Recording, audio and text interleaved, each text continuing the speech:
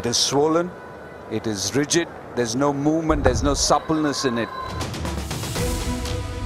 দাঁতে দাঁত চেপে লড়াই, বল হাতে অচেনা সাকিব আল হাসান। প্রথম ইনিংসে ৮ ওভার, দ্বিতীয় ইনিংসের দ্বিতীয় দিনে ৬ ওভার। অথচ কদিন আগেই কাউন্টি ক্রিকেটে টানা ২৮ ওভার বল করেছেন বাংলার নবাব। ভারতের মাটিতে তবে হলোটা কি?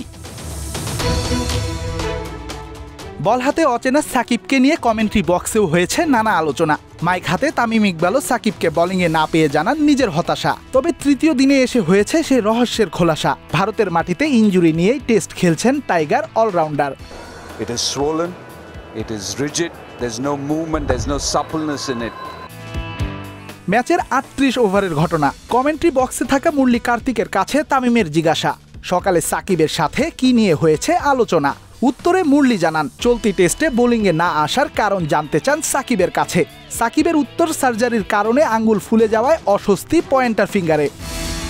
তার বোলিং ফিঙ্গারে একটা সার্জারি হয়েছে, যেটা তার বাম হাতের তর্জনী আঙ্গুলে, সেটা ফুলে গেছে আর বাঁকানো যাচ্ছে না। আঙুলে কোনো মুভমেন্ট নেই, বাঁকাতে গেলে ব্যথা অনুভব করছে। সে মনে করছে ওই আঙুলে তার কোনো অনুভূতি নেই। আর একজন স্পিনার হিসাবে এভাবে বল করাটা সত্যি ডিফিকাল্ট। তবে সাকিবের এই সার্জারি ঠিক কবে হয়েছে সে ব্যাপারে বিস্তারিত জানা যায়নি কার্তিকের কাছে। আপাতত যা মিলেছে, পোস্ট অপারেশনের কারণেই অস্বস্তি বোলিংয়ে।